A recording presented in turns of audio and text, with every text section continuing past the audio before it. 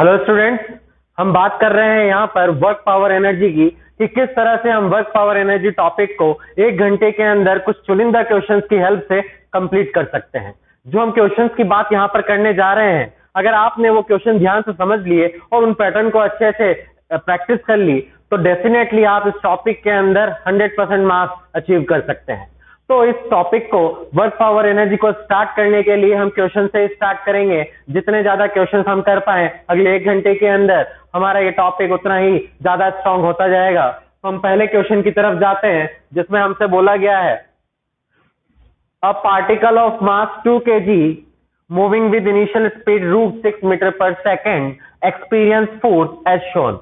इस डायग्राम में जो फोर्स है वो उसकी डिस्टेंस ट्रेवल के साथ में इस तरह से वेरी कर रहा है। ये जो फोर्स है, क्योंकि पहले कांस्टेंट था, अब देखिए वेरी करा, ये वेरी करा, वेरिएबल फोर्स है। ये जो पार्टिकल है इस पर फोर्स जो लग रहा है वो वेरिएबल है। इसका मास है 2 kg, इनिशियल स्पीड है √6 मीटर पर सेकेंड। हमसे क्या पूछा जा रहा है देखते हैं। हमसे बोला जा रहा है पहले क्वेश्चन में work done by force in complete motion. इस पूरे मोशन में, पूरा मोशन कहां तक बोला गया है, एक्स की वैल्यू 5 तक। उस पूरे मोशन में वर्क डन क्या होगा, साथ में पूछा जा रहा है जब वो x = 3 मीटर डिस्टेंस ट्रेवल कर चुका है तब उसकी स्पीड कितनी होगी। तो हमें इस क्वेश्चन के अंदर ये दोनों ही वैरायटी देखनी है। एक बार हम सीख लें तो ये दोनों वैरायटी बहुत आसानी से हो जाएगी। सबसे पहली बात हम जानते हैं वर्क डन निकालना है। पहले में वर्क डन कैसे निकालते हैं, work done = integration of F D x. मेरे ख्याल से ये सबको पता होगा। Integration of F D x कहां से कहां, किसकी लिमिट आने वाली है, एक्स की, कहां से, 0 से 5। ये 0 है तो 0 से 5 कंप्लीट मोशन में तैयार है।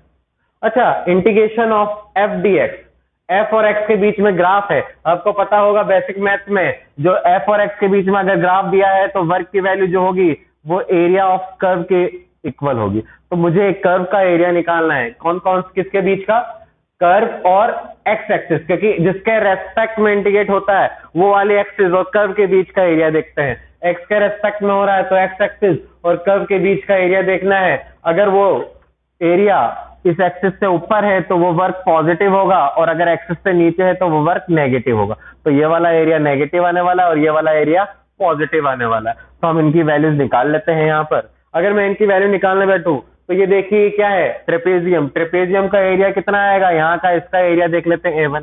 क्या लिखूंगा, half sum of parallel side. Parallel side कौन कौन सी है, 2 और 3, तो 2 + 3 इंटू डिस्टेंस बिटवीन देम 4। तो ये वैल्यू कितनी आ जाएगी हमारे पास में, ये आ जाएगा 10। ऐसे अगर मैं इसका एरिया A2 मान लूं, इस A2 की वैल्यू क्या आने वाली है, ये ट्राइंगल है, ट्राइंगल का एरिया हाफ, बेस 3 और 5 के बीच में 2 इंटू ये हाइट, ये भी 2, तो ये कितना आ जाएगा 1। तो एरिया कितना है यहाँ पर, एरिया एक प्लस में लेंगे और एक माइनस में, क्योंकि जो नीचे की तरफ है वो माइनस और जो ऊपर की तरफ है वो प्लस। तो A1 की वैल्यू आई हमारे पास में 10 और ये आई -1, तो ये आ जाएगा हमारे पास में 9। ये 9 जो है वो SI में आएगा जूल। क्यों, क्योंकि ये न्यूटन में है और ये मीटर में है, तो या तो न्यूटन इंटू मीटर या फिर 9 जूल हमारे पास में इसमें आंसर आ गया। कंप्लीट मोशन के लिए वर्क पूछा है इसलिए हमने ये काम किया। इसका सेकंड पोर्शन भी देखें। हमसे पूछा जा रहा है सेकंड क्वेश्चन के अंदर speed of particle at x = 3। जब वो पार्टिकल पर फोर्स लगा होगा यहां तक, तो इस दौरान उसकी स्पीड कितनी हो गई होगी, जबकि इनिशियल कितना दिया हुआ है, √6। ऐसे क्वेश्चन को सॉल्व करने के लिए हमें सेकंड मेथड देखते हैं। सेकंड क्वेश्चन को हमने पढ़ा है वर्क एनर्जी थ्योरम में, work done by all forces equals to change in kinetic energy. ये लिख सकते हैं। ऑल फोर्सेस, कितने फोर्स लग रहे हैं, एक ही तो लग रहा है, तो वर्क डन बाय एफ जो है वो चेंज इन काइनेटिक एनर्जी यानी कि final kinetic energy minus initial kinetic energy. क्योंकि स्पीड पूछा है तो काइनेटिक एनर्जी के अंदर होगा, तो मुझे वर्क एनर्जी थ्योरम लगा लेनी चाहिए। क्या होती है work energy theorem, work done by all the forces equals to change in kinetic energy. किसी भी क्वेश्चन में अगर स्पीड, वेलोसिटी और वर्क वगैरह की रिलेशन देखना पड़ा तो हमें वर्क एनर्जी थ्योरम यानी कि work done by all the forces, all forces कौन से हैं, एक ही फोर्स है यहाँ तो F। अच्छा, कब पूछा है, फाइनल काइनेटिक एनर्जी यानी कि फाइनल स्पीड 3 पर। यानी कि अगर मैं 0 से 3 तक का वर्क निकाल लूं तो मैं 0 से 3 तक का वर्क निकाल लूं, 0 से 3 तक का वर्क कहां से कहां का आएगा, 0 से 3 मीटर तक का, equals to half m v final का स्क्वायर माइनस v इनिशियल का स्क्वायर, ये लिख सकते हैं शायद। अच्छा 0 से 3 यानी कि 0 से 3 ये वाला एरिया, क्योंकि है तो f और x के बीच का ग्राफ, और जब ग्राफ दिया हुआ है तो मुझे एरिया मेथड ही यहाँ पर काम लगाना पड़ेगा। तो एरिया मेथड से ये वैल्यू कितनी आई 10, तो ये वाला वर्क तो आ जाएगा हमारे पास में 0 से 3 तक 10, ये हाफ, m की value 2, final v final square minus v initial root 6 का स्क्वायर 6, ये कैंसिल। अच्छा ये -6 और ये 10 16, तो v फाइनल की वैल्यू हमारे पास में आ जाएगा 4 मीटर पर सेकेंड। ये v फाइनल कब आया है, जहां तक हमने वर्क लिया है। कहां तक वर्क लिया है, 3 मीटर तक। 3 मीटर तक क्यों लिया है, क्योंकि x इक्वल टू 3 पर ये काम पूछा जा रहा है। अगर x इक्वल टू 5 पर पूछा जाता कि x इक्वल टू 5 पर उसकी स्पीड क्या हो जाएगी, तो मुझे 5 तक का एरिया लेना पड़ता, फिर उसको half mv square final minus initial speed के इक्वल कर देते। तो ध्यान रहे जब भी स्पीड पूछा जाए तो वर्क एनर्जी थ्योरम इस तरह से लगा दो, और सिर्फ वर्क पूछा है तो वर्क निकालना तो integration of F D x से निकाल ही सकते हैं। चलिए नेक्स्ट क्वेश्चन की तरफ बढ़ते हैं, जिसमें हमसे बोला गया है कि एक फोर्स है F vector that is 10i cap plus 20j cap minus 15k cap act on a block. वो एक ब्लॉक पर एक्ट कर रहा है जिसके कारण वो ब्लॉक ए पॉइंट से बी पॉइंट तक डिस्प्लेस हो रहा है। ए पॉइंट जिसके कोऑर्डिनेट्स 2, 1, 3 है, वहां से वो बी पॉइंट जिसके कोऑर्डिनेट्स 3, 2, 1 है, वहां तक डिस्प्लेस हो रहा है। हमसे पूछा जा रहा है इस दौरान वर्क डन बाय फोर्स क्या होगा। ऐसे क्वेश्चंस के लिए हमें पता है वर्क डन निकालना है। वर्क डन निकालने का तरीका क्या है, integration of F D x, यही होता है। ये कहां से किसके रेस्पेक्ट में, एक्स के रेस्पेक्ट में हो रहा है, तो एक्स की ये लिमिट हमने यहां रख दी। अगर ऐसा अगर फोर्स वेरिएबल है तो इंटीग्रेशन भी रहेगा, लेकिन अगर फोर्स कांस्टेंट होता है तो इंटीग्रेशन से बाहर आ जाएगा, और जो उसकी वैल्यू है वो उसकी वैल्यू कैसे लिख देते हैं, एफ डॉट एस। यहां पर ये एक्स वेक्टर हम ऐसे लिख देते हैं। ये एक्स क्या है, डिस्प्लेसमेंट वेक्टर। अब इस डिस्प्लेसमेंट वेक्टर की वैल्यू हमें निकालना है, वो हम कैसे निकालेंगे देखते हैं। स्टार्टिंग में पॉइंट क्या है, ए पॉइंट। तो ए पॉइंट का अगर मैं पोजीशन वेक्टर देखूं ओरिजिन से, तो इसका पोजीशन वेक्टर ए पॉइंट का क्या होगा, 2i cap plus j cap plus 3k cap. मेरे ख्याल से ये सही है। ऐसे अगर मैं बी पॉइंट के लिए बात करूं, बी पॉइंट का पोजीशन वेक्टर जो कि ओरिजिन से देखेंगे, ओरिजिन से इसका कोऑर्डिनेट क्या है, 3, 2, 1, यानी कि 3i cap plus 2j cap plus k cap. क्योंकि डिस्प्लेसमेंट है तो डिस्प्लेसमेंट क्या लिखूंगा, final minus initial position vector, final minus initial, final minus initial. तो ये आई कैप में से आई कैप जाएगा 3 - 2, ये क्या बचेगा, आई कैप। इधर j cap minus j cap, ये भी j कैप। इधर k कैप माइनस 3, तो आ जाएगा माइनस में 2 कैप। डिस्प्लेसमेंट आ गया हमारे पास। डिस्प्लेसमेंट वेक्टर है, फोर्स वेक्टर है, डॉट प्रोडक्ट निकालना है, बहुत आसान है। तो चलिए वापस से इस पर आते हैं। हमारे पास में फोर्स वेक्टर कितना दिया हुआ है, 10i cap plus 20j cap minus 15k cap. और अगर मैं डॉट प्रोडक्ट यहां पर लिखूं, इसका डॉट प्रोडक्ट हमारे पास में x का यहां लिख देते हैं हम, क्या लिखेंगे, i cap plus j cap minus 2k cap. ये डॉट प्रोडक्ट हमने यहां लिख दिया। अच्छा डॉट प्रोडक्ट कैसे करते हैं, i को i के साथ में 10 इंटू आई के साथ में क्या मल्टीप्लाई है 1, तो ये जाएगा 10 into 1 10 plus 20 into j cap के साथ में 1, तो ये 20, 2 इंटू ये हमारे पास में कितना है 15, तो ये 15 इंटू 2, ये माइनस माइनस प्लस, तो प्लस 30। तो वैल्यू आ जाएगी हमारे पास में 60, और वर्क है तो एसआई में इसकी वैल्यू जूल में। ये हमने एसआई यूनिट लिए हैं तो ये भी जूल में आ जाएगा। इस तरह से अगर फोर्स वेरिएबल है तो integration of F D x, और अगर वो कांस्टेंट है, अगर फोर्स जो है वो कांस्टेंट है, क्योंकि दिख रहा है यहाँ पर फोर्स क्या दिख रहा है, कांस्टेंट, तो कांस्टेंट फोर्स में वो एफ डॉट एक्स, या हो सकता है आपने एफ डॉट एस इस तरह से भी लिख सकते हैं, मैं एफ डॉट एस, ये डिस्प्लेसमेंट, ये जो हमने वैल्यू लिखा है इसको एस वेक्टर भी, डिस्प्लेसमेंट वेक्टर भी बोल सकते हैं। इस तरह से भी ये काम किया जा सकता था। चलिए नेक्स्ट प्रॉब्लम की तरफ बढ़ते हैं, जिसमें हमसे बोला गया है if a force F vector equals to 6x square i cap plus 3y square j cap minus 6k cap act on a block. सामने लिखा हुआ है वो एक ब्लॉक पर एक्ट कर रहा है ये force, and displace it from this point two this point. एक पॉइंट ए से बी पॉइंट तक ला रहा है, जिन पॉइंट्स के हमें कोऑर्डिनेट दिए हुए, और हमें इस क्वेश्चन में फिर से बोला गया है तो ये जो फोर्स है उसमें वर्क क्या किया होगा। अभी हमने इससे पहले क्वेश्चन ही देखा था, उसमें हमने जब फोर्स के कारण वर्क पूछा जा रहा था तो हमने लिखा integration of F D x. तो यहाँ पर भी वही चीज मैं स्टार्ट कर देता हूं। अगर मुझे वर्क डन निकालना है तो integration of F D x. अच्छा, यहाँ पर ये x कोऑर्डिनेट नहीं है, सिर्फ y z में भी हो रहा है, तो मैं इसको एफ डी एक्स लिख देता हूँ, एफ डी एस इस तरह से लिख देता हूँ। यहाँ पर ये जो है वो x डायरेक्शन में भी होगा, y में भी होगा, z में भी होगा। अगर ये फोर्स कांस्टेंट होता तो इंटीग्रेशन में बाहर चला जाता और हमारे पास में जो आता वर्क वो वैल्यू आती एफ डॉट एस या फिर एफ एस कोस थीटा। लेकिन अभी यहाँ देखें, पिछले क्वेश्चन में तो फोर्स कांस्टेंट था तो हमने डॉट प्रोडक्ट से काम चला लिया, लेकिन यहाँ देखें ये फोर्स जो है आई एक्स डायरेक्शन में एक्स का वेरिएबल है, वाई डायरेक्शन में जेड कैप में y का वेरिएबल है, और हाँ z डायरेक्शन में ये कांस्टेंट है, लेकिन है तो ओवरऑल ये वेरिएबल, और वेरिएबल फोर्स हुआ तो इंटीग्रेशन वाला ही काम होगा। क्या करेंगे इसमें अलग अलग डायरेक्शन के लिए, जैसे x डायरेक्शन में क्या है हमारे पास में 6x², तो x डायरेक्शन के लिए 6x² fx लिया, ये x डायरेक्शन का फोर्स, और उसका x के रेस्पेक्ट में इंटीग्रेट कर दिया। ऐसे ही प्लस हम क्या करेंगे, कहां से कहां इंटीग्रेट भी करना है ये भी देख लेते हैं। एक्स डायरेक्शन में कोऑर्डिनेट कहां से कहां जा रहा है, एक्स डायरेक्शन में कोऑर्डिनेट 2 से 0 जा रहा है, 2 से 0, तो ये लिमिट लग गई एक्स की 2 से 0। मेरे ख्याल से समझ में आ गया होगा। अगला सेक्शन देखेंगे तो उसमें समझ में आएगा। वाई डायरेक्शन में देखें, वाई डायरेक्शन में variable force, integration of y direction का फोर्स किसके रेस्पेक्ट में, y के रेस्पेक्ट में। अच्छा, लिमिट y की रखेंगे, y कोऑर्डिनेट 1 से कहां तक जा रहा है, 3 तक, तो ये 1 से 3 तक चला गया। मेरे ख्याल से समझ में आ रहा होगा। माइनस ये 6 है, इसको इंटीग्रेट करें 6 को किसके रेस्पेक्ट में, z के रेस्पेक्ट में। कोऑर्डिनेट भी कहां से आएगा, 3 से 2 तक, तो यह जाएगा 3 से 2 तक। बहुत आसान चीज है।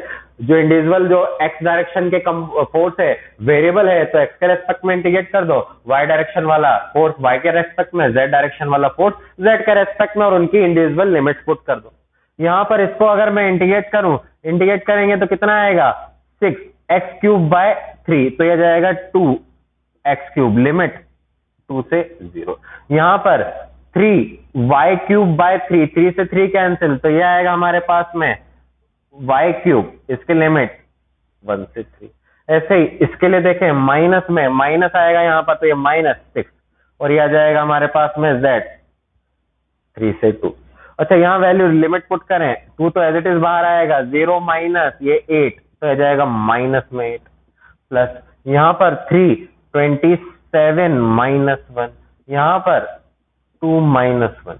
देखें वैल्यू कितनी आएगी, -16 प्लस 26, और ये आ जाएगा माइनस माइनस ये प्लस में 6, तो यहां से आएगा हमारे पास में +10 + 6, तो 16 हमारे पास में आंसर आ गया 16 जूल। मेरे ख्याल से समझ में आ गया होगा। कांस्टेंट दिया हुआ है तो सीधा F dot S dot product कर दो फोर्स स्केल के लिए, और अगर वेरिएबल फोर्स है तो इंडिविजुअल उनकी डायरेक्शन में x, y और z के रेस्पेक्ट में इंटीग्रेट कर दो, सीधा ऐड हो जाएगा। ये सीधा ऐड क्यों हो रहा है, क्योंकि वर्क है, स्केलर है, वो कोई वेक्टर नहीं होता, डॉट प्रोडक्ट से तो स्केलर क्वांटिटी मिलती है, तो ये सब नंबर में वैल्यूज आने वाली है। तो चलिए स्टूडेंट्स नेक्स्ट प्रॉब्लम की तरफ बढ़ते हैं, जिसमें हमसे बोला गया है a block is connected with spring. एक स्प्रिंग ब्लॉक सिस्टम की प्रॉब्लम है। A block is connected to spring, it is stretched by x0। उसको x0 स्ट्रेच किया उसकी नेचुरल लेंथ से, तो हमें W वर्क करना पड़ा। स्ट्रेच कर रहे हैं तो हमें वर्क करना होगा, स्प्रिंग ने भी वर्क किया होगा, लेकिन क्या स्ट्रेच कर रहे हैं तो W वर्क इज रिक्वायर्ड, यानी कि वर्क डन बाय अस है, वर्क डन बाय स्प्रिंग नहीं, वर्क डन बाय अस है। Then find out further work required to stretch it up to 3x dot. हम जानते हैं स्ट्रेच कर रहे हैं या कंप्रेस कर रहे हैं, तो अगर स्ट्रेचिंग या कंप्रेसिंग में वर्क पूछा जा रहा है, इसका मतलब वर्क डन बाय अस हमारे कारण पूछा जा रहा है, जिसकी वैल्यू हाफ के x2² माइनस x1², ऐसे लिखा जाता है। अगर work done by spring force होता, बाय स्प्रिंग फोर्स, तो यहां माइनस आ जाता। अदरवाइज अगर स्ट्रेचिंग या कंप्रेसिंग यानी कि स्ट्रेच करने में और कंप्रेस करने में वर्क पूछा है, तो ये प्लस आएगा, हाफ के x2² माइनस x1²। पहले केस में क्या बोला जा रहा है, पहले केस में इनिशियल क्या है, नेचुरल, और कहां तक जा रहा है x2, वो x0 तक। सेकेंड केस में वो कहां से कहां जा रहा है, फर्दर, इनिशियल में x0 था और वहां से फर्दर कहां तक जा रहा है, वो जा रहा है 3x0 तक। दोनों के लिए इक्वेशन बना लो, मैं पहले के लिए इक्वेशन बना लेता हूं। पहले के लिए वर्क कितना चाहिए भाई, कितना चाहिए था W, इसकी वैल्यू हाफ के x2 square x0 square minus 0 का स्क्वायर, ये पहली इक्वेशन। सेकंड के लिए वर्क निकालना है तो ये W2 लिख दिया मैंने। फर्दर वर्क कहां से, हाफ के x2, कहां से कहां तक, x0 से 3x0, यहां से यहां तक कितना वर्क चाहिए होगा, तो मैं लिख दूंगा final 3x0 square minus x0 square. मेरे ख्याल से समझ में आया होगा।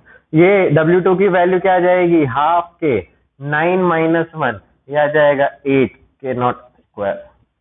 इक्वेशन 1 एंड 2 को अगर मैं रिलेट कर दूं तो साफ साफ पता चल रहा है, हाफ के x0 स्क्वायर, हाफ के x0 स्क्वायर यहाँ पर कॉमन है, ये 8 टाइम्स हो गया, तो जो W2 हो गया फाइनल वर्क कितना फर्दर ज्यादा चाहिए, इसका 8 टाइम्स। पहले यहां से यहां तक आने में अगर W वर्क था तो x0 से 3x0 तक आने में 8 टाइम्स ऑफ वर्क चाहिए इनिशियल का। चलिए नेक्स्ट प्रॉब्लम की तरफ बढ़ते हैं, जिसमें हमसे बोला गया एक पार्टिकल जिसका मास m है उसको h हाइट से ड्रॉप किया है। हम जानते हैं h हाइट से ड्रॉप करेंगे, इनिशियल में वो रिलीज रेस्ट पे है, h हाइट ट्रेवल करने के बाद में उसकी स्पीड कितनी हो जाएगी, √2gh, पता होगा शायद।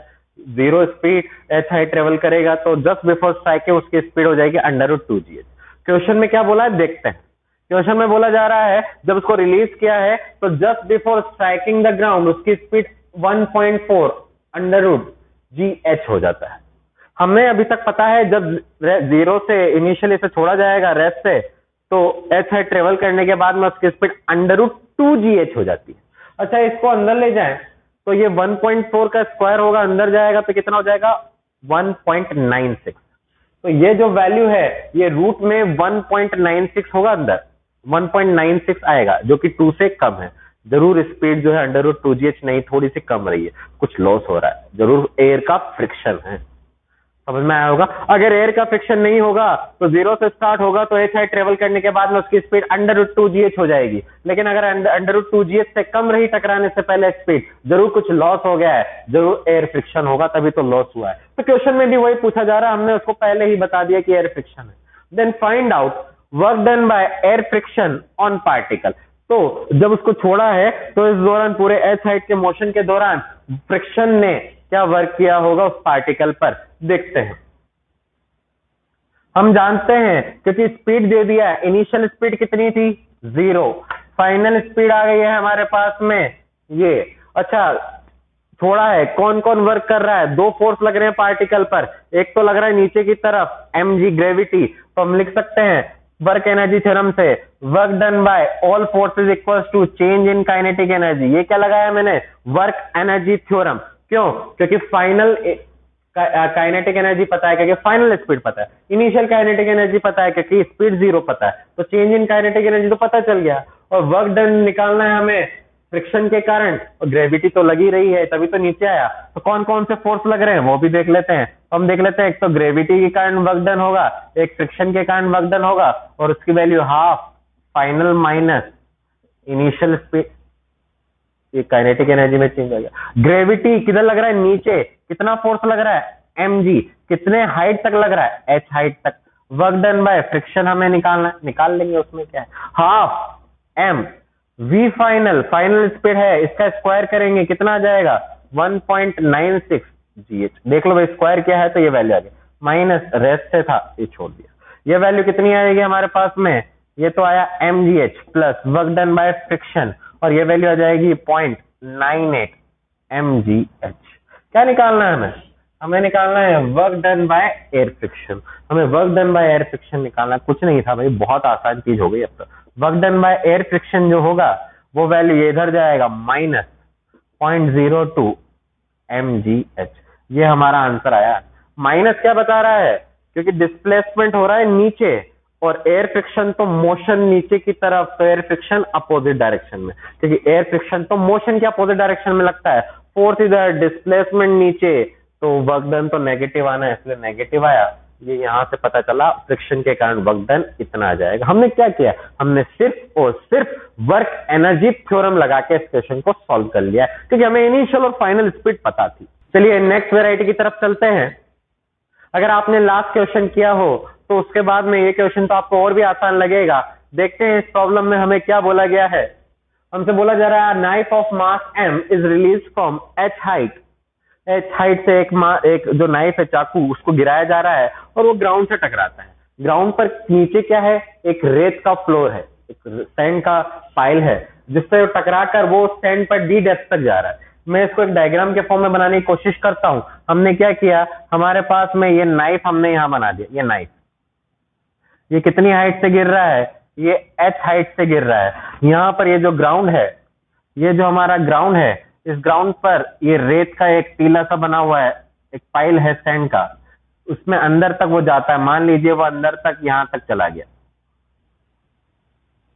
ये यहां तक चला गया, इसके आगे नहीं जा पा रहा है, नहीं जा पा रहा है, यानी कि इतनी डिस्टेंस ट्रेवल करने के बाद में वो रुक गया। कितनी डिस्टेंस, डी डिस्टेंस। इसके आगे क्यों नहीं जा पा रहा है, जरूर उसकी फाइनल स्पीड 0 हो गई होगी। अगर स्पीड होती तो वो और नीचे जाता। अच्छा, स्टार्टिंग में रिलीज किया है तो इनिशियल स्पीड जो है वो भी 0 है, फाइनल स्पीड भी 0 है। इनिशियल स्पीड 0 यानी कि initial kinetic energy 0, final speed 0 यानी कि फाइनल काइनेटिक एनर्जी 0। तो चेंज इन काइनेटिक एनर्जी 0। और वर्क एनर्जी थ्योरम की अगर हम बात करें तो work done by all the forces equals to change in kinetic energy. Change in kinetic energy कितनी, 0। तो यहां से मैं क्या लिख सकता हूं, यहां से मुझे पता चला इनिशियल काइनेटिक एनर्जी 0 आएगी, यहां से पता चला फाइनल काइनेटिक एनर्जी 0 आएगी। देखते हैं अभी क्या होगा। हमसे पूछा जा रहा है then find out resistive force exerted by sand. Obvious सी बात है, यहां से यहां तक था, जब वो एयर में था तो ग्रेविटी के कारण वो नीचे की तरफ आ रहा था। ग्रेविटी उसकी काइनेटिक एनर्जी बढ़ा रही थी क्योंकि स्पीड बढ़ रही थी, क्योंकि work done by gravity positive, और work done by gravity positive तो काइनेटिक एनर्जी बढ़ेगी। लेकिन धीरे धीरे सैंड के अंदर की काइनेटिक एनर्जी कम होने लगी, यानी कि रेजिस्टिव फोर्स होगा। तो वापस से वर्क एनर्जी थ्योरम देखें तो work done by all forces equals to change in kinetic energy लिख सकते हैं मेरे ख्याल से। कौन कौन से फोर्स लग रहे हैं, एक तो ग्रेविटी लग रहा है और एक रेजिस्टिव फोर्स लग रहा है। ये हमने रेजिस्टिव फोर्स लिख दिया, V resistive, double resistive equals to final kinetic energy minus initial kinetic energy. Gravity कहां से कहां तक लग रही है, एक तो h हाइट तक लग रही है, और साथ में ग्रेविटी तो ये जब सैंड के अंदर जा रहा होगा तब भी तो ग्रेविटी लग रहा होगा। तो ग्रेविटी के कारण work done force into displacement कितने डिस्टेंस तक लग रहा है, h प्लस डी। ये डी डिस्टेंस तक भी तो ग्रेविटी था, तो force into displacement, mg constant है इसलिए एफ एस कॉस थीटा से f इनटू ये तो फोर्स और ये फोर्स के डायरेक्शन में डिस्प्लेसमेंट। याद आया कुछ अभी, ये फोर्स और ये डिस्प्लेसमेंट। सिर्फ h हाइट तक ग्रेविटी नहीं लगेगा, d तक भी लगेगा।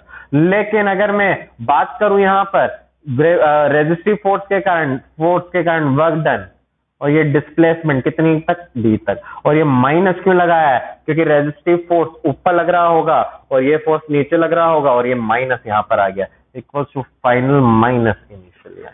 तो यहां से रेजिस्टिव फोर्स जो है इसकी वैल्यू क्या आ जाएगी हमारे पास में, mg h plus D upon में ये वैल्यू डी। ये फोर्स है, ये माइनस में नहीं आएगा। वर्क डन नेगेटिव आता जो आता, क्योंकि वर्क डन बाय फोर्स होगा नेगेटिव। ये तो फोर्स है, वो मैग्नीट्यूड में है तो हमने यहाँ मैग्नीट्यूड में ही लिखा है। तो इस तरह से हमने क्या किया, change in kinetic energy equals to work done by all the forces. कौन कौन से फोर्स लग रहे थे, एक तो ग्रेविटी और एक सैंड के कारण रेजिस्टिव फोर्स। तो वहां से हमने ये लिखा दिया। यहाँ भी देखो force into displacement, force into displacement. ये वो उस तरह से बहुत आराम से वर्क एनर्जी थ्योरम हम यूज कर सकते हैं। चलिए स्टूडेंट, नेक्स्ट प्रॉब्लम की तरफ बढ़ते हैं। बहुत ही इंटरेस्टिंग प्रॉब्लम, जिसमें हमें एक इंक्लाइंड प्लेन दिया हुआ है, जिसकी सरफेस पर, एक इंक्लाइंड सरफेस पर हमने m मास का एक ब्लॉक रखा हुआ है, और ये पॉइंट हमने मान लिया है ये A है, और इसका जो बॉटम पॉइंट है वो B है। ये जो इंक्लाइंड सरफेस है उसका इनिशियल हाफ लेंथ स्मूथ है, और जो बचा हुआ हाफ लेंथ है वह रफ है, और मान लीजिए फ्रिक्शन कोफिशिएंट सरफेस और ब्लॉक के बीच में म्यू आता है। हमसे बोला जा रहा है इस क्वेश्चन में, लिखा भी है लैंग्वेज में, व्हेन, यहां मैं देख लेता हूं, when a block of m mass is released from top of inclined plane, it again comes to rest at bottom of which, then find out coefficient of friction between block and surface। लेकिन ध्यान रहे, दिया हुआ है initial half जो है वो friction less है और ये वाला फ्रिक्शन है, और इसको मैंने म्यू मान लिया और मुझे यही कोफिशिएंट निकालना है। ये बहुत आसान चीज है। अच्छा, रिलीज किया है तो इनिशियल वेलोसिटी कितनी है, 0। बाद में वापस से रेस्ट पे आ गया तो फाइनल वेलोसिटी भी जीरो। इनिशियल वेलोसिटी जीरो तो initial kinetic energy zero, final velocity zero तो फाइनल काइनेटिक एनर्जी जीरो।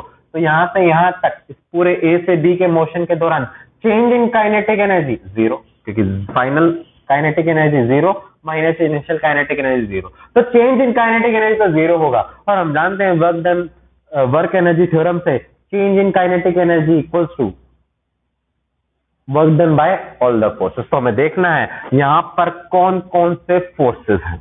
तो देख लेते हैं यहां पर कौन कौन से फोर्सेस हैं। अगर मैं फोर्स के बारे में यहां पर देखूं तो एक तो नीचे यहां पर mg लग रहा है, जिसका कंपोनेंट एक तो इधर लगेगा mg साइन थीटा और इधर लगेगा mg cos थीटा। अच्छा, डिस्प्लेसमेंट इधर है, मैंने मान लिया यहां से यहां तक का टोटल डिस्प्लेसमेंट 2s है, जिसमें से s ये है और s ये है। ध्यान रहे मैंने पूरा 2s माना है, आपका मन कर रहा है इसको s मान लो तो ये आधी लेंथ कितनी हो जाएगी, ये s/2 और ये s/2 हो जाएगा, लेकिन मैंने पूरा 2s माना है तो ये s और ये s हो गया, तो ये s और ये भी s हो गया। ठीक है। अच्छा, हम जानते हैं अगर मैं वर्क एनर्जी थ्योरम लगाऊं तो work done by all forces equals to change in kinetic energy. देखे तो सही यहां से यहां कौन कौन से फोर्स लग रहे हैं। एक तो यहां पर ग्रेविटी लग रहा है तो वर्क डन बाय ग्रेविटी आएगा। अच्छा, फ्रिक्शनल फोर्स भी लग रहा है तो work done bye frictional force आएगा। नॉर्मल भी आएगा तो हमने लिख दिया वर्क डन बाय नॉर्मल, चलो नॉर्मल भी लिख देते हैं। अच्छा, नॉर्मल भी आएगा। और कोई फोर्स है क्या यहाँ पर? जी नहीं। Equals to half m final square minus initial square लिख सकते हैं सब। अच्छा, ग्रेविटी वाला फोर्स कितना लग रहा है? ये वाला जो ग्रेविटी वाला फोर्स mg cos थीटा होगा, ये वाला पार्ट, ये तो डिस्प्लेसमेंट 2s के परपेंडिकुलर है तो इसके कारण तो वर्क डन नहीं होगा। हाँ, लेकिन इस डायरेक्शन में है, इसके कारण वर्क होगा। कितना? यह जाएगा हमारे पास में mg sin theta force into उसकी डायरेक्शन में डिस्प्लेसमेंट कितना है? 2s। फ्रिक्शन, फ्रिक्शन मोशन हो रहा है, कौन सा फ्रिक्शन आएगा? काइनेटिक। काइनेटिक फ्रिक्शन कैसे लिखते हैं पता होगा, म्यू एन। तो मैं काइनेटिक फ्रिक्शन यहाँ पर फ्रिक्शन लिख देता हूँ, काइनेटिक कैसे लिखूंगा? Mu N. एन की वैल्यू क्या लिखेंगे? यहाँ पर mg cos थीटा, यहाँ नॉर्मल, तो एन की वैल्यू आ जाएगी mg cos थीटा। मेरे ख्याल से समझ में आया होगा। तो यहाँ से फ्रिक्शन तो यह जाएगा म्यू mg cos थीटा। अच्छा, फ्रिक्शन जो के कारण वर्क डन किसने डिस्प्लेसमेंट के लिए हुआ? s के लिए, क्योंकि s लेंथ पर ही तो फ्रिक्शन लग रहा है ये s। अच्छा, फ्रिक्शन कहाँ लग रहा है? पीछे। डिस्प्लेसमेंट कहाँ है? आगे। दोनों एक दूसरे के अपोजिट डायरेक्शन में, तो ये माइनस। अच्छा, नॉर्मल जो है वो इधर लग रहा है, नॉर्मल के कारण जो वर्क डन होगा डिस्प्लेसमेंट के परपेंडिकुलर, तो जीरो इक्वल्स टू फाइनल और इनिशियल वैल्यू जीरो है तो जीरो। तो यहां से हमारे पास में ये mg sin theta as it is यहां लिख दें इंटू 2s और इसको इधर ले जाएं तो यह जाएगा mu mg cos theta into s। देखो क्या क्या कैंसिल हो जाएगा, mg s कैंसिल, तो म्यू की वैल्यू हमारे पास में यहां से आएगी, म्यू की वैल्यू ये आएगी हमारे पास में 2 tan थीटा। मेरे ख्याल से समझ में आया होगा ये म्यू की वैल्यू कैसे निकाली। वर्क एनर्जी थ्योरम का यूज किया। वापस से वही बात, क्यों यूज किया? क्योंकि इनिशियल और फाइनल काइनेटिक एनर्जी पता चल गई थी, जिससे चेंज इन काइनेटिक एनर्जी पता चल गई, तो वर्क एनर्जी लगाना, वर्क एनर्जी थ्योरम लगाना बहुत आसान हो गया हमारे लिए। चलिए नेक्स्ट प्रॉब्लम की तरफ बढ़ते हैं, जिसमें हमसे बोला गया है एक ब्लॉक जिसका मास m है, वो k स्प्रिंग कांस्टेंट वाले स्प्रिंग से जुड़ी हुई है, उसको हमने रेस्ट से रिलीज किया है। तो हमारा रेस्ट था, रेस्ट मतलब इनिशियल वेलोसिटी जीरो, तो हमने यहां लिख दिया इनिशियल वेलोसिटी जीरो। रिलीज किया है। अच्छा, अभी जैसे ही रिलीज किया है, अभी इस पर कौन कौन से फोर्स लग रहे हैं वो देखते हैं। इस पर अभी स्टार्टिंग में फोर्स लग रहा है नीचे की तरफ mg और ऊपर की तरफ कोई भी स्प्रिंग फोर्स नहीं लग रहा, क्योंकि हमने रेस्ट से रिलीज किया है और ये नेचुरल लेंथ पर है, और जब नेचुरल लेंथ पर होगा तो स्प्रिंग के अंदर स्प्रिंग फोर्स आएगा ही नहीं। तो स्टार्टिंग में अभी इस कंडीशन में इसके पास में कौन सा फोर्स है? mg। तो नेट फोर्स किधर है? नीचे, तो ये ब्लॉक जाएगा नीचे। स्टार्टिंग में था kinetic energy zero, speed zero तो काइनेटिक एनर्जी जीरो, फोर्स लग रहा है नीचे, और जैसे ही फोर्स नीचे की तरफ लग रहा है, फोर्स mg भी नीचे, डिस्प्लेसमेंट भी नीचे, तो ग्रेविटी के कारण वर्क डन पॉजिटिव, और पॉजिटिव वर्क डन में तो काइनेटिक एनर्जी बढ़ती है वर्क एनर्जी थ्योरम से, तो धीरे धीरे इसकी स्पीड बढ़ेगी। हमसे पूछा जा रहा है इक्विलिब्रियम पर एक्सटेंशन क्या होगा, उसको समझने के लिए मैं इसको डायग्राम के फॉर्म में यहां पर देखता हूं। क्या होगा इसमें कि ये जो स्प्रिंग है सेकंड कंडीशन में क्या हो जाएगा, थोड़ी देर बाद में जैसे ही वो इस कंडीशन से नीचे आएगा, यहां से थोड़ा सा वो नीचे आया, मान लो x नीचे आ गया, तो अब इस ब्लॉक पर कौन कौन से फोर्स लग रहे हैं वो देख लेते हैं। नीचे की तरफ एक तो लग रहा है mg, और क्योंकि नेचुरल लेंथ से डिस्प्लेस हुआ है तो ऊपर की तरफ स्प्रिंग फोर्स लग रहा होगा, कितना डिस्प्लेस हुआ है x, तो ये kx। स्टार्टिंग में यहां पर क्या था, सिर्फ mg। इस कंडीशन में जैसे थोड़ा सा नीचे जाएगा, mg तो अभी भी लग रहा है लेकिन kx ऊपर की तरफ लग गया। धीरे धीरे क्योंकि नीचे की तरफ जाता गया तो x की वैल्यू बढ़ने के कारण ये स्प्रिंग फोर्स बढ़ता जाएगा, लेकिन mg तो कांस्टेंट है और mg कांस्टेंट है, और ये x की वैल्यू बढ़ने के कारण यहां से यहां तक ये फोर्स बढ़ता जा रहा है। तो कोई ना कोई ऐसी कंडीशन आएगी जहां पर x की वैल्यू इतनी हो जाएगी कि ऊपर लगने वाला स्प्रिंग फोर्स इस ब्लॉक पर नीचे की तरफ लगने वाले mg के इक्वल आ जाएगा। तो इस ब्लॉक पर जो दो फोर्स लग रहे थे, ग्रेविटी और स्प्रिंग फोर्स, वो दोनों बैलेंस हो जाएंगे। कब? जब ये वैल्यू इसके इक्वल हो जाएगी, और बैलेंस तो नेट फोर्स जीरो, और नेट फोर्स जीरो तो उसको हम क्या बोलते हैं, इक्विलिब्रियम। तो इक्विलिब्रियम का मतलब क्या है, पहले क्वेश्चन का आंसर जो है उसको हम यहीं पर ऐसे ही देखते हैं। इक्विलिब्रियम का मतलब क्या है, एट इक्विलिब्रियम इस पर नेट फोर्स जीरो हो जाएगा। कौन कौन से फोर्स लग रहे हैं, ऊपर का फोर्स और नीचे का फोर्स। ऊपर का फोर्स स्प्रिंग फोर्स जो है वो नीचे लगने वाले mg फोर्स के इक्वल हो जाएगा, यानी कि kx की वैल्यू mg के इक्वल हो जाए तो x की वैल्यू क्या आ जाएगी, mg अपॉन k। ये हमारे पास में इक्विलिब्रियम पर एक्सटेंशन आया स्प्रिंग पर। मेरे ख्याल से समझ में आ गया होगा। अच्छा, इस कंडीशन पर जब इक्विलिब्रियम हो गया है, यहां पर नेट फोर्स जीरो, इससे ऊपर x की वैल्यू थोड़ी कम, तो नीचे की तरफ mg बड़ा होता, ऊपर वाला फोर्स कम होता, क्योंकि इस कंडीशन पर तो ये दोनों बराबर हैं। अगर ब्लॉक यहां ना होकर यहां होता, ऊपर की तरफ होता थोड़ा, तो x की वैल्यू कम, तो ऊपर की तरफ फोर्स कम, नीचे तो mg बड़ा, तो नेट फोर्स नीचे। यानी कि अभी तक तो नेट फोर्स यहां से यहां तक नीचे की तरफ था, और नीचे की तरफ फोर्स होने के कारण इस पॉइंट पर जो स्पीड आएगी वो मैक्सिमम आएगी। क्यों? क्योंकि यहां से यहां तक नेट फोर्स नीचे की तरफ आया, यहां का नेट फोर्स जीरो हुआ, यहां से यहां तक नेट फोर्स नीचे की तरफ, तो फोर्स भी नीचे, डिस्प्लेसमेंट भी नीचे, तो वर्क डन पॉजिटिव, और वर्क डन पॉजिटिव तो काइनेटिक एनर्जी बढ़ेगी, जो जीरो से बढ़ते हुए मैक्सिमम तक पहुंच जाएगी। और ये मैक्सिमम तक क्यों पहुंचेगी वो भी देख लेते हैं। क्योंकि जैसे ही अभी तो इसके पास में स्पीड है, तो ये यहां थोड़ी ना रुकेगा, ये तो अभी और नीचे जाएगा, तो और नीचे जाएगा। कब तक जाएगा? जब तक कि उसकी स्पीड फिर से फाइनल स्पीड जीरो ना हो जाए। क्यों जीरो हो रही है वो देखते हैं। जैसे इस पॉइंट पर पता चला फोर्स जीरो है, और फोर्स जीरो है, तो इससे जैसे ही नीचे जाएगा, mg तो अभी भी ब्लॉक पर लग रहा है, लेकिन x की वैल्यू पहले से बढ़ गई है, और x की वैल्यू बढ़ गई है तो स्प्रिंग फोर्स अब बढ़ जाएगा। स्प्रिंग फोर्स पहले से ज्यादा बढ़ जाएगा, mg अभी भी उतना है, ऊपर लगने वाला स्प्रिंग फोर्स बढ़ गया x बढ़ने के कारण, तो नेट फोर्स ऊपर, मोशन नीचे हो रहा है स्पीड के कारण, फोर्स ऊपर, तो अब स्पीड कम होने लगेगी। तो यहां से यहां स्पीड कम होने लगेगी, यहां से यहां स्पीड बढ़ी थी, नेट फोर्स जीरो, अब ऊपर वाला फोर्स बढ़ गया तो स्पीड कम होने लगेगी, यानी कि यहां वेलोसिटी मैक्सिमम आएगी। और कब तक नीचे जाएगा? जब तक कि फाइनल स्पीड जीरो ना हो जाए। इस पॉइंट को मैंने ए नाम दिया, इस पॉइंट को बी नाम दिया। ए पॉइंट पर initial speed zero, B point पर फाइनल स्पीड जीरो। इनिशियल और फाइनल स्पीड जीरो, तो इनिशियल और फाइनल काइनेटिक एनर्जी जीरो। कहां तक जाएगा? यहां तक, क्योंकि यहीं तक तो स्पीड जीरो हुई है। ये जो एक्सटेंशन हुआ इसको हमने एक्स डैश नाम दे दिया। ये एक्स डैश जो है वो नेचुरल लेंथ से मैक्सिमम हुआ, तो यही हमारे पास में मैक्सिमम एक्सटेंशन है। इससे आगे क्यों नहीं जा पा रहा है? क्योंकि स्पीड जीरो हो गई, ये चीज ध्यान दें। तो अगर मैं ए से बी पॉइंट के लिए सेकंड क्वेश्चन में पूछा जा रहा है मैक्सिमम एक्सटेंशन, मैक्सिमम एक्सटेंशन तो तभी आएगा ना जब ब्लॉक की स्पीड जीरो हो गई हो, और ब्लॉक की स्पीड जीरो होगी तभी वहीं तक वो जाएगा। तो मैंने क्या किया, ए से बी तक वर्क एनर्जी थ्योरम लगा देते हैं। ये क्या लिखा मैंने? Work energy theorem. तो work done by all forces equals to change in kinetic energy final minus initial kinetic energy. लिख सकते हैं ये चीज। अच्छा, कौन कौन से फोर्स लग रहे हैं नीचे? एक तो ग्रेविटी लग रहा है और एक स्प्रिंग फोर्स लग रहा है। ये स्प्रिंग फोर्स बोल दिया, ऐसा spring force equals to final kinetic energy minus initial. ये वैल्यू क्या लिखूंगा? ग्रेविटी। अच्छा, यहां से यहां तक कितना चला मैंने माना एक्स डैश, यही तो निकालना है, तो mg into x dash. Spring force के कारण वर्क डन, मैंने बोला था, अभी हमने एक क्वेश्चन भी किया था, स्ट्रेचिंग या कंप्रेसिंग यानी कि हम कर रहे हैं तो प्लस होता है, स्प्रिंग फोर्स के कारण माइनस, तो ये माइनस में हाफ x2 स्क्वायर यानी कि x डैश का स्क्वायर माइनस इनिशियल इसका स्क्वायर। तो यहां से इसको इधर ले जाएं तो x डैश की वैल्यू जो आ जाएगी वो आएगी 2mg/k। ये हमारे पास में मैक्सिमम है।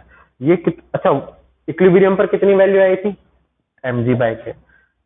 ये मैक्सिमम कितना है ट्वाइस ऑफ mg/k, यानी कि ये जो वैल्यू थी और ये जो वैल्यू इक्वल थी, तो ये mg/k ये भी mg/k, मैक्सिमम 2mg/k। समझ में आ गया होगा। मैक्सिमम एक्सटेंशन कब देखना है, जब स्पीड फाइनल 0 हो जाए, उसके आगे नहीं जाएगा ब्लॉक। तो जैसे छोड़ा जाता है पहले स्पीड बढ़ती है, इक्विलिब्रियम आता है, फिर उसके बाद में स्पीड कम होने लगती है, मैक्सिमम एक्सटेंशन आता है। यहां से इक्विलिब्रियम तक आने में mg/k और वापस अगला mg/k यानी कि टोटल 2mg/k चलकर वो रेस्ट पे आ जाता है, जो मैक्सिमम एक्सटेंशन कहलाता है। चलिए नेक्स्ट क्वेश्चन की तरफ बढ़ते हैं, जिसमें हमसे बोला गया है एक ब्लॉक है मास का जो v0 स्पीड से मूव कर रहा है इस हॉरिजॉन्टल प्लेन पर, जहां पर ये स्प्रिंग जो है एक वॉल से कनेक्टेड है, ये इससे स्ट्राइक करता है। पूछा जा रहा है find out maximum compression in spring when block strikes with spring. इसमें मैक्सिमम कंप्रेशन कितना होगा। अच्छा स्टार्टिंग में इसके पास में क्या है काइनेटिक एनर्जी। मैक्सिमम कंप्रेशन मतलब जैसे ये इससे टकराएगा ब्लॉक, तो इस ब्लॉक पर ये स्प्रिंग को इधर कंप्रेस करेगा, तो ब्लॉक पर एक स्प्रिंग फोर्स लगेगा। ये जो स्प्रिंग फोर्स है वो इस कंप्रेशन को अपोज कर रहा है, यानी कि इधर लगेगा। इधर अगर स्प्रिंग फोर्स लग रहा है तो वो स्प्रिंग फोर्स इस ब्लॉक की स्पीड कम करेगा, यानी काइनेटिक एनर्जी कम करेगा। तो स्टार्टिंग में हमारे पास में स्पीड है, मैक्सिमम कंप्रेशन कहां तक कंप्रेस होगा, जब तक कि ये ब्लॉक इससे टकराते हुए रेस्ट पे ना आ जाए। तो यानी कि इनिशियल स्पीड जो है वो तो v0 है, और फाइनल स्पीड कब 0 हो जाए, क्योंकि मैंने बोला ही था मैक्सिमम चीज जब आएगी जब इस ब्लॉक जो है वो रेस्ट पे आ जाए, जैसा कि हमने बोला था। तो यहां पर भी मैक्सिमम कंप्रेशन कब होगा, जब ब्लॉक टकराते हुए रेस्ट पे आ जाए, यहां तक कंप्रेस हुआ, तो मान लो यहाँ स्पीड 0 हो जाए। कोई बात नहीं, इनिशियल स्पीड पता है, फाइनल पता है, इनिशियल और फाइनल काइनेटिक एनर्जी पता चल जाए, तो work done by all forces equals to change in kinetic energy. Work energy theorem लगाने की कोशिश की फिर से। कौन कौन से फोर्स लग रहे हैं, एक तो नीचे की तरफ mg लग रहा है, ऊपर नॉर्मल लग रहा है, ये नॉर्मल, और ये mg जो है डिस्प्लेसमेंट, ब्लॉक के डिस्प्लेसमेंट की डायरेक्शन के परपेंडिकुलर है। नॉर्मल के कारण वर्क डन 0, mg के कारण वर्क डन 0, तो ये कोई वर्क नहीं करेंगे। तो कौन वर्क करेगा भाई, स्प्रिंग फोर्स लग रहा है, तो स्प्रिंग फोर्स के कारण वर्क डन होगा, जो final kinetic energy 0 minus initial half m initial v0 square, ये हमने लिख दिया। अच्छा स्प्रिंग के कारण वर्क डन माइनस में हाफ के फाइनल कितना आएगा मैक्स, जब स्पीड 0 हो जाए यानी कि मैक्सिमम, माइनस इनिशियल तो नेचुरल लेंथ पे था, जब ये v0 स्पीड थी तो नेचुरल लेंथ पे था, इक्वल टू माइनस में हाफ के v0 स्क्वायर। यहां से वैल्यू क्या आ जाएगी हमारे पास में, ये हाफ माइनस कैंसिल हो गया, एक एज इट इज लिखा, तो x मैक्सिमम की जो वैल्यू आएगी हमारे पास में वो आएगी v0 अंडर रूट m/k। मेरे ख्याल से समझ में आया होगा वर्क एनर्जी थ्योरम। अगले क्वेश्चन में देख लें, ये ऐसी चीज इधर भी लगा के देखते हैं। हमारे पास में बोला गया है एक इंक्लाइन प्लेन है जिसकी हाइट h है, वहां से एक ब्लॉक को रिलीज कर रहे हैं तो इनिशियल वेलोसिटी 0। बोला जा रहा है जब ये नीचे आ रहा है तो स्प्रिंग से टकराएगा, तो इसमें मैक्सिमम कंप्रेशन क्या होगा। मैक्सिमम कंप्रेशन का मतलब क्या है, जहां पर इसकी स्पीड फिर से 0 हो जाए, क्योंकि मैक्सिमम कब तक इसको कंप्रेस करेगा, जब तक वो खुद रुक ना जाए, यानी कि फाइनल स्पीड जो है वो 0 हो जाए। वापस से वही चीज, initial 0 final 0, work energy theorem लगा दें। अगर मैं यहां पर भी वर्क एनर्जी थ्योरम लगाऊं तो work done by all forces equals to change in kinetic energy, final kinetic energy minus initial kinetic energy, final भी 0 स्पीड 0, इनिशियल भी स्पीड 0, तो काइनेटिक एनर्जी 0। कौन कौन से फोर्स लग रहे हैं ये भी देख लेते हैं। अच्छा यहां से यहां तक कौन कौन से फोर्स लग रहे हैं, एक तो ग्रेविटी लग रहा है, एक नॉर्मल लग रहा है, फ्रिक्शन नहीं है, हाँ स्प्रिंग फोर्स लग रहा है, spring force equals to 0 minus 0। Gravity के कारण वैसे तो mg sin थीटा लूंगा, लेकिन यहाँ तो थीटा देखो कंटिन्यूसली चेंज हो रहा है, तो क्यों ना मैं इधर फोर्स ले लूं, कितना है इधर नीचे mg।